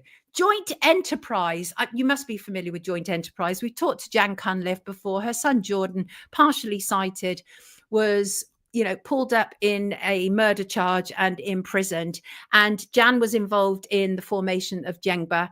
And joint enterprise is this whole idea that even if you haven't committed the crime, if you were there, you can still be convicted as such. Outrageous, absolutely outrageous. I was once a witness in a criminal trial at the Old Bailey. And it involved the very sad stabbing of an 18-year-old young man. But I walked in and I literally saw this row of 10 young black males. And I thought they can't all have done it. And I was right. There was one person who did it. But what happened was that the police literally just swept them all up. Literally swept them all up, and I was a witness in that, and that I saw very clearly how joint enterprise works. Anyway, on the 26th of June, Appeal is launching a groundbreaking court watch study on joint enterprise at the Old Bailey. It's about 17 cases, 6 defendants, and there'll be a video coming. There's limited tickets available, but this should get interesting. I think this is a real. If they're talking about our prisons are overflowing, right? Well, stop imprisoning people for bull. I mean, it's just ridiculous. Absolutely ridiculous. Give Us Chivers wants to charge all government and media to do with COVID. Yes, joint, if ever I saw it. Fair point. They were all in lockstep. You're absolutely right, right? And all those white crosses for 2 white farmers, 2. Says Soldier. Yeah, but you're talking about South Africa, right? Wasn't there some kind of confusion because the president of South Africa said, show me where that is. And it turned out not to be what Trump was claiming it to be. But you know, that is all Elon Musk behind that. I would love to see a representative from Gaza in the Oval Office with Trump and talk about the genocide that's taking place there. Because so far, all Trump has said is we must take care of the people of Gaza. There's blockades. People are literally being starved out. There's no way I'm going to stop talking about this. And if you don't like it, that's your problem, not mine. I'm in a bit of a feisty mood today, kids. You know what I'm like. You know what I'm like. We already touched on it, didn't we? It was the Russians what did it. This is just ridiculous. I'm sorry. The very fact that this was all now mainstream news but before, and going back to what Bill was saying about George Galloway is going all out on this, I have to say. And it is hilarious to see him in action. Of course, we are now expected to believe that Putin is behind all of this. And but those are the Ukrainian-born nationals. And one of them is now apparently a Russian national. But the bottom line is this, and that is nobody's literally believing what's being said. I mean, I think we've reached a stage in our world where we're told this BS and we see it immediately, right? And I think that is the reality. Right. Where am I going to? Yeah, I do have to say this because, again, I think this reflects really badly on people. And that is, as soon as we hear an atrocity has taken place, particularly in Europe, like a car has driven into people or some people have been stabbed, there's a section of people and they rush online, right? Their hearts pound so hard when they hear of cars ramming into people and mass stabbings, as happened in Germany's Hamburg this weekend when at least 18 people were stabbed. And the thing is, they then lose interest when the alleged attacker does not fit their narrative, because their narrative that they want, people like Tosser TV as one example, type of migrant who bows and scrapes to white Brits for acceptance, has completely lost interest now that it turns out that they're saying it's a woman involved with mental health issues. But I really object to this, and it happens on X as well, and they get they get millions of views, these people, but they don't then do a follow-up and say, actually, it wasn't a migrant. Right. But what was interesting, and I saw this, a tweeter said, but how do we know it's a woman? And that is also a good point. When it's now reported that a woman did it, we now have to question whether it is actually a woman, because unfortunately media also lie to us about the gender of people, about the sex of people. And so how do we know? But what we're being told by police is a 39-year-old woman is understood to have acted alone without a political motive with mental health issues. But my point being, I think you can tell the mark of people when they rush to get online and bang on about this. They don't care about the victims of the attack. They're just like, let it be a migrant who was wielding that knife. Let it be a migrant who rammed that car. They're desperate for it. They're the most divisive characters around. I find them, frankly, repugnant. And also, isn't it interesting that, let's just say, because what some of my contacts are saying is she's a white woman, right? Well, isn't it interesting if white, not Muslim, as somebody pointed out on X, mental health issues, but if they're not white and they're a Muslim, then it's a terrorist, right?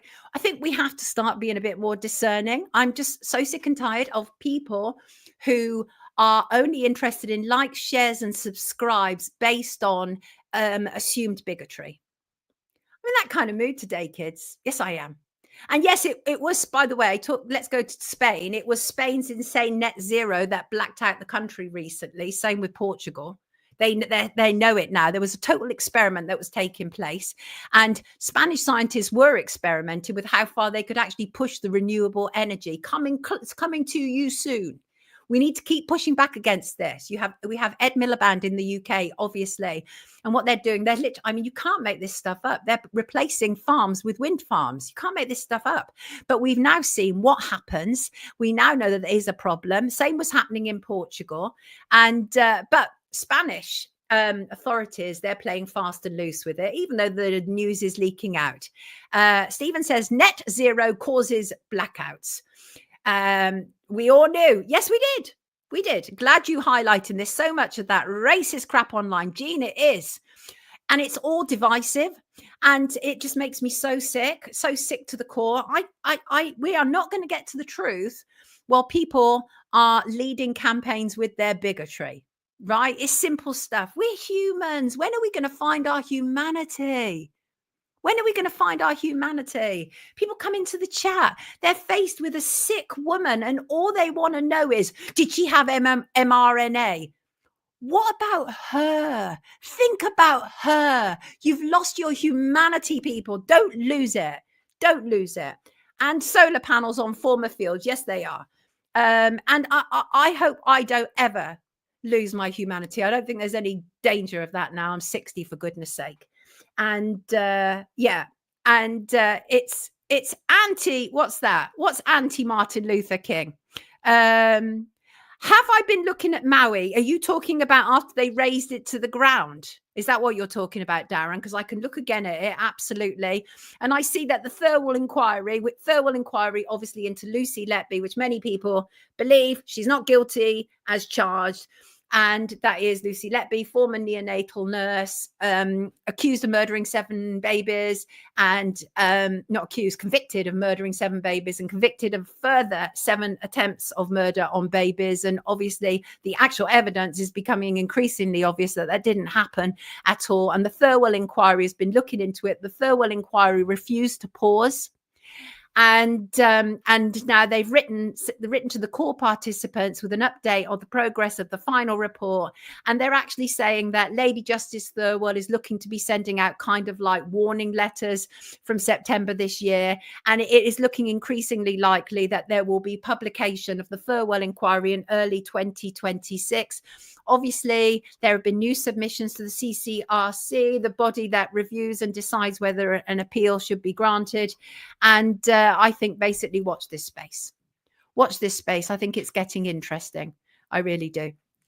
And we talked briefly, we talked about Jay Slater on Friday. Jay Slater, of course, was the 19-year-old from Lancashire who went on holiday to Tenerife last year and died in very bizarre circumstances, and is now, according to the Home Office pathologist, Dr. Richard Shepherd, who, as many people know, I have many question marks about, but according to him, Jay died as a consequence of falling and a head injury. Well, what we've now discovered, so it was missing like proper witnesses at the inquest last Wednesday. And Jay's mum quite rightly said, we need witnesses here. We need the people who were with Jay, and they're not showing. And the police have now admitted that they are actually powerless to force missing key witnesses to attend the inquest.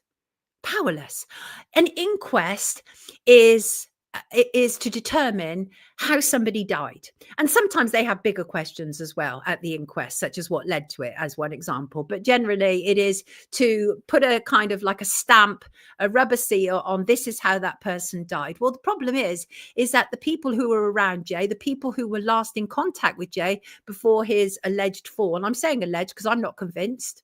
I'm absolutely not convinced. They haven't shown up, and several of them are on holiday, and it's just really weird. And I'm not a big fan of TV cop Mark Williams-Thomas, but he has said some interesting things. He got very involved with Jay Slater's family. Now, he's a busybody, and you've got to be careful what he gets involved with. He got involved with Nicola Bulley, and I didn't know a lot about his involvement there, but I do know about his involvement with the Madeleine McCann case, and I wouldn't trust him as far as I could throw him. And he's just one of those kind of TV talking heads who goes on and says what is expected of him. And his whole big thing, of course, is, you know, Madeleine was taken and blah, blah, blah, blah. But he is a former cop. But he said something interesting. And I mean, he's saying this publicly, so I have no reason to believe he's actually lying. But he claims to have undisclosed evidence from one of the witnesses, convicted drug dealer, Ayub Qasim, about the circumstances of Jay's death. Well, that sounds to me like that should be something that the coroner is summoning this person to come to court and account for. What is Mark Williams-Thomas saying? Undisclosed evidence. You what now? Yes, Jay was awful. I mean, like some of the stuff that I was talking about on Friday, the Red Golden Child, was evident that Jay was leading a very, very risky well, frankly, rotten lifestyle for the most part, but he was young. And I also had a very troubled teenage life. I was involved in all manner of things. And I do believe that people can come back from that. But you can't come back from death, obviously. But obviously, yes, clearly he was involved in very risky things. There was that conviction that he'd had before for attacking a young lad when he was part of a group. Then he claimed that he had stolen a 12K Rolex off somebody's arm and he was going to sell it, but he went off to this Airbnb with these two blokes, and one of which, Mark Williams Thomas, says that there is undisclosed evidence. That's serious. That's serious. That should be absolutely submitted into evidence. Absolutely. What's going on? Sadly, he played with fire and got burnt. And that is the problem, Jack. Oftentimes when you're kind of young and dumb, and I mean, I think he probably came from quite a troubled background, because people don't rock up at 19 suddenly being thieves, right? And involved in drugs. The toxicology report, he was absolutely laden down, bless him. He was laden down with all manner of stuff. He was off his face. I mean, his friend said he was off his face, but he was still a kid. And nonetheless, still a kid, but witnesses must be called. Top Smoke wants to know who's going out for the cakes. Cakes, yum. He messed with the wrong people. That is a reality, Blue Nomad. Absolutely. Thank you, Dougal. Dougal says, brilliant show. Watching chemtrails at 5 this morning. It's now dark and grey outside. So inside watching and warming my heart, even with the dark things you expose. Thank you, Dougal. I appreciate it. Police powers are a myth. All they have is use of force. Power and force are not the same. Right, but the coroner does have power. One of the highest legal offices in the land. Why isn't the coroner using those powers? And talking about geoengineering, by the way, obviously I'm going to be at that live event on June the 21st. Matt Lamman will be speaking with us the week before, but he pointed out to me that interesting timing. Guys, do you realize that the debate in Parliament for make all forms of geoengineering affecting the environment illegal is coming 2 days after that event? So that event is on the 21st of June, and 2 days later, on the Monday, the 23rd, they're having a debate in Parliament for that petition. Now, that is interesting. I expect only 4 or 5 politicians will probably show up for that debate, by the way. But nonetheless, I think it's interesting. And when we get down there, what we should do on the 21st is we should absolutely, create such a noise that people rock up outside Parliament on the 23rd. Hold our politicians to account. They are poisoning us. That is a reality. But I thought that was really interesting. The other thing that I thought was really interesting, just briefly, let me show you this. And that was interview on CBS. And I'm not going to play the whole thing, so I'll get done for copyright. Fascinating stuff, by the way. Essentially, many people are going to become redundant through AI. Now, we kind of always suspected that, right? But this was an interview with Geoffrey Hinton. And Geoffrey Hinton is considered by many to be the godfather of AI. And actually, what he had to say, he'd been previously interviewed by this journalist, and his kind of outlook on AI wasn't particularly negative. He could see all the bonus things, because AI at its best, which he said, is basically you're like the CEO and you have all these kind of automatic operations around you. Now, all of that is really good. I did try using AI for various functions, like assisting me, but the problem is I felt the need to keep double checking it, because you can't trust it. Certainly can't trust it to fact check. Absolutely not. And it's got all manner of agenda-led leanings, by the way, as well. But what he said really resonated with me, and I really liked it, and I'm going to play it for you. So have a listen. This is about, will people be replaced? Let me bring this segment in. Really good segment, really interesting. Here he is. His name is Geoffrey Hinton. When I asked you a couple years ago about job displacements, you seemed to think that wasn't a big concern. Is that still your thinking? No, I'm thinking it will be a big concern. AI's got so much better in the last few years that, I mean, if I had a job in a call center, I'd be very worried. Yeah. Or maybe a job as a lawyer, or a job as a journalist, or a job as an accountant. Yeah. And doing anything routine. I think investigative journalists, I think, will last quite a long time, because you need a lot of initiative plus some moral outrage. And I think journalists will be in business for a bit. But beyond call centers, what are your concerns about jobs? Well, any routine job. So a sort of standard secretarial job, something like a paralegal, for example. Those jobs have had it. So certain jobs have definitely had it, right? So this whole idea that you suddenly become a CEO and like a boss of all these operations, what about all the people who aren't the CEO? Where are they going? And that is when they will introduce, as you know, a universal basic income, right? And then that will then be tied to a structure, which will be like a social credit score. That is what's on the agenda right now. But what I liked was what he said. And that was when he said, you not investigative journalist, because you need a sense of moral outrage. And I have that. And I like that. And I got with it. Squidgy said, the brainwash will fall for it. AI could take over doctors. Yeah. I mean, he was saying things like, if you're in a call center, you should be worried. If you're a paralegal, you should be worried. Secretaries, be worried. But yeah, I think it will eventually. Actually, when he was being interviewed, I was like, there's no way you can replace an actual journalist, a proper journalist. You can replace people who do their puff pieces for newspapers, right? They're easy, right? That's easy. You can do that easy on AI, but you can't, not proper investigation, because you can't trust AI. No, it can't, Top Smoke. Right. That's probably something that might be, is it? I don't know. Top Smoke has dreams about me. I don't know what that means. Let them be good. Let them be fruitful. Let them be happy.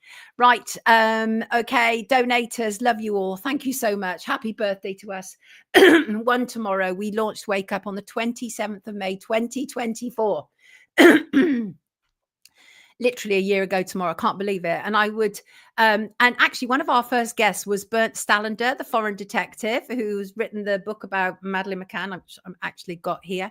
And I would genuinely like to bring Bernd back, but it would need to be more of a transparent interview than he did with James English. The second part of an interview that they did, literally both of them reading from scripts in front of them. James English is reading questions that have presumably been given to him by Bernd, and Bernd is reading. So Bernd, show me some genuine evidence of your claims, and you know I will be all over this. I will support you in a way that you've never seen support before, because this is a story that matters to me, right? I will be all over it. And yes, I haven't been able to bring him back because I'm still waiting for the evidence, because we can all say a million things about the world's most famous missing child, and many people also know that when they do say a million things about the world's most famous missing child, millions of people may listen to it, as they did with the James English podcast. But I need to see some evidence. I've been on this from day one. This is important to me. And being told something exists, such as imagery of where Madeleine is allegedly buried and people going there and placing flowers, we need to see all this kind of evidence. That's what needs to happen. The UK job market is cooked, right? Oh, Julio, I work in retail, 64 years old, but had better jobs in the past. This is how it's going. AI is the madness of the crowd. They're all still on AI. Anyway, thank you as ever. You wonderful, wonderful people. Truly appreciate you.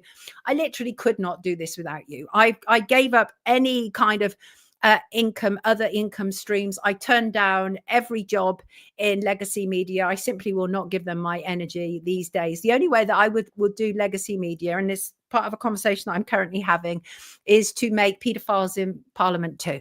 That's a whole different story. That is a documentary, but I'm not going to be a talking head on legacy media. No, I'm not. So thank you for being here with us. As I say, we finally got out of 97k subscribers this weekend. And if you haven't, please like, share, subscribe. It really does make the difference. It truly, truly does. Happy birthday to us all, kids.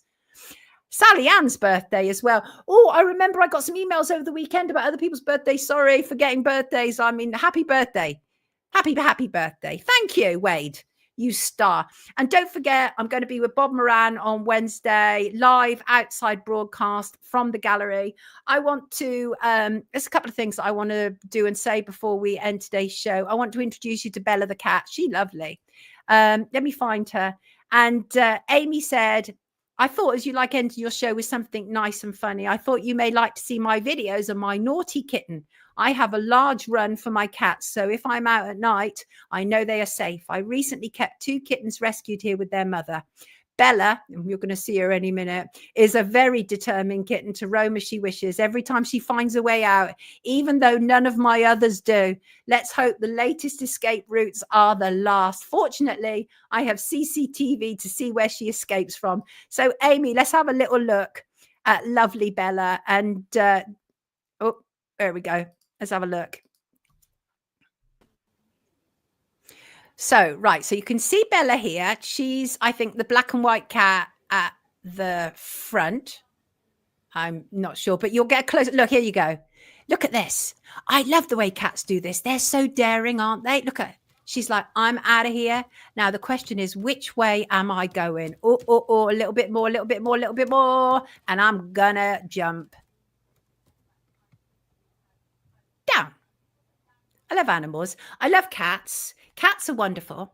And I mean, I love dogs as well. And I probably slightly favor dogs over cats. Well, I don't tell my daughter that. And but I love them both. And our lovely Blue was left us 2 years ago now. I still miss her. I really do. There's obviously dogs and cats are completely unique in their own right, but there is something about cats that I just miss having a cat around so much. But we have a psycho dog, and I just think introducing a new pet to our psycho dog would be problematic. But Amy, thank you for sending in that image. You don't have a cat or a dog? What? Vape King misses their cat. Right. This is, I think, powerful. Okay. This is powerful. This is from Julia Ann in Devon, and I'm going to read it. This is what I want to read for the end of today's show, because I think it's powerful and hopefully sums up what Wake Up is about. Look, I acknowledge I'm a feisty, outspoken individual, and that also encourages other people to do that as well. And we should be able to do that without abusing each other. And I believe that Wake Up is a unique forum in that I do encourage that. I frequently invite people I cannot stand onto the show because I think it's important to hear what they have to say, right? I don't want to be an echo chamber. Absolutely not. And so over the last year, obviously, I've been developing Wake Up. And I want to end with this story because I think this says everything that I really need it to in so many respects. Julia Ann in Devon, she said, "Dear Sonia, a few months ago, you did an end piece about not giving up. I felt you wrote that monologue for me. On the day I heard it, I was preparing to leave this world. My husband had an affair and left. We never had children. I wasn't able to, and I always felt less of a woman because of it. We both seemed to blame the affair on me being unable to have children. A friend had introduced me to you about 3 years ago, and I relate to a lot you cover. On that morning, when I heard you, I had written a goodbye note, and I brought together a bottle of whiskey and several bottles of tablets. I was determined. I had no reason to continue. I felt so desperate. And I watched your show before I did. And it was on that day that I heard you say something like, 'Don't give up. There's a new start just around the corner.' And when I heard you, it seemed to snap me out of this weird fog trance that I was in and that had come over me. That day, I began looking for counselling, and I've now been seeing a counsellor for a few months, and I can't tell you how much better I feel. It's like I've been given a second chance of life. I want to thank you. I want to thank Wake Up. I want to thank your live commenters. None of you know, but on that day, I felt that you gave me the life back that I needed. I felt that your message was just for me, and it forced me to continue. It made me realize that I didn't want to die. I just wanted to stop feeling the pain I had felt for so long. Thank you. You may not know it, but the messages you do at the end of your show can literally be a lifesaver. And I speak from experience. Love, Julia Ann, Devon. I just want to say to you, thank you for writing that. I burst into tears when I read it because I'm a toughie, right? You know me. You know me, right? Say it as I see it, right? But I'm soft as well. I have a very soft heart, and something like that really touched my heart. And the fact that Julia Ann literally was ready to go on that day, and what would have happened if she hadn't have heard Wake Up that day, right? Don't give up, people. Please don't give up. I know things can be hard at times, but everything is temporary. Even life's temporary, right? But everything is temporary, even if you're caught in a terrible situation right now. But Julia Ann, thank you so much for writing that. That really made me feel like, yeah, we're doing something around here. And I know it's not easy sometimes, right? And I know it's not easy. Lyra, spot on. This is exactly why assisted dying is so dangerous. Exactly, because Jackie is the para community. But that point is absolutely right that Lyra makes there. And that is a temporary state of mind could literally find her being assisted to die. But thankfully, she got some decent counselling, back on the road again. You know, sometimes we're so kind of like not broken, but we are bruised, aren't we? We're bruised, we're damaged, we're hurt by life. And literally, I've always said this. I've said a word can change your life. It can. You can hear something that will give you the epiphany that can make everything change for you. But Hope said, blessings to you, Julia. Lots of love and hugs. Indeed. And I think we all agree with that. Synchronized Soul said, thank you for sharing that. It's important. Thanks for sticking around, Julia Ann. Absolutely. And that's true, Elaine. Absolutely. And Elaine, back to your comment earlier, we do need youth clubs to be reintroduced. Absolutely. And I just want to say thank you, Julia Ann. Absolutely wonderful. Thank you for being with us this morning, everybody, whether you're in the live chat or not. Been great to have you. And, you know, I always appreciate you kids, but I will see you on Wednesday from Bob Moran's exhibition. And before I go, I'm going to end on a quote, which I think kind of really supports what Julia Ann has said, and that is, challenges are not meant to break you, but to build you. And on that note, I wish you a wonderful bank holiday Monday. If you're enjoying a bank holiday, if it's a regular work day, I wish you a wonderful day regardless. Have a wonderful Tuesday, and I will see you on Wednesday. Take good care of yourself. Thank you for being here today. And yeah, love you lots. Even if sometimes I might get a little bit whatever, snappy, a little bit grumpy, whatever, still love you. My heart is still there for you. All right. Understand that. Take good care of yourself. And I will see you on Wednesday. Lots of love to you all. Thank you for being here, people. Thank you.